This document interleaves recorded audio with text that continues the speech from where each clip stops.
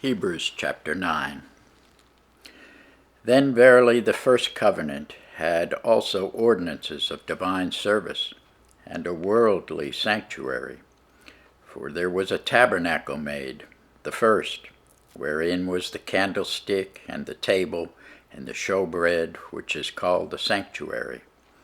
And after the second veil, the tabernacle, which is called the holiest of all, which had the golden censer, and the ark of the covenant overlaid round about with gold, wherein was the golden pot that had manna, and Aaron's rod that budded, and the tables of the covenant. And over it the cherubim of glory, shadowing the mercy seat, of which we cannot now speak particularly. Now when these things were thus ordained, the priests went always into the first tabernacle, accomplishing the service of God. But into the second went the high priest alone, once every year, not without blood, which he offered for himself and for the errors of the people. The Holy Ghost, this signifying that the way into the holiest of all was not yet made manifest, while as the first tabernacle was yet standing, which was a figure for the time then present, in which were offered both gifts and sacrifices, that could not make him that did the service perfect as pertaining to the conscience, which stood only in meats and drinks, and divers washings and carnal ordinances imposed on them until the time of Reformation. But Christ being come and high priest of good things to come, by a greater and more perfect tabernacle, not made with hands, that is to say, not of this building, neither by the blood of goats and calves, but by his own blood he entered in once into the holy place, having obtained eternal redemption for us.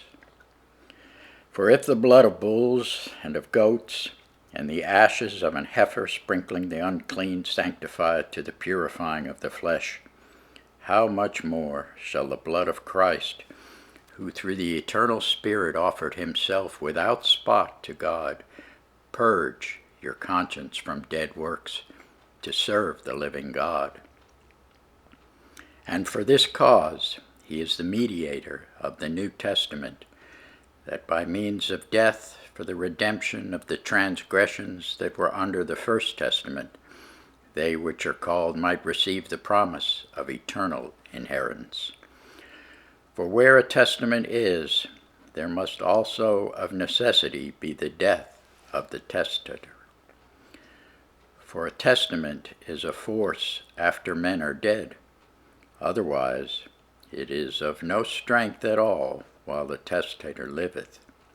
Whereupon neither the first testament was dedicated without blood.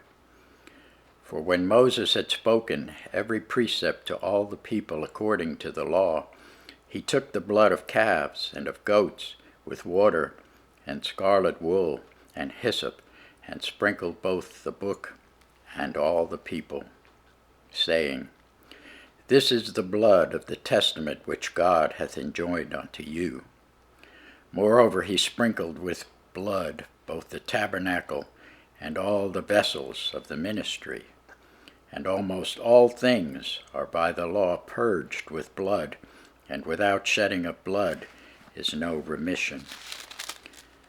It was therefore necessary that the patterns of things in the heavens should be purified with these, but the heavenly things themselves with better sacrifices than these.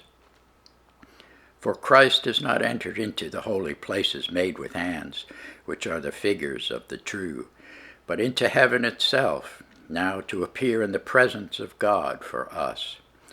Nor yet that he should offer himself often, as the high priest entereth into the holy place every year with blood of others. For then must he often have suffered since the foundation of the world. But now once in the end of the world hath he appeared to put away sin by the sacrifice of himself. And as it is appointed unto men once to die, but after this the judgment, so Christ was once offered to bear the sins of many, and unto them that look for him shall he appear the second time, without sin, unto salvation. Thanks be to God for his word.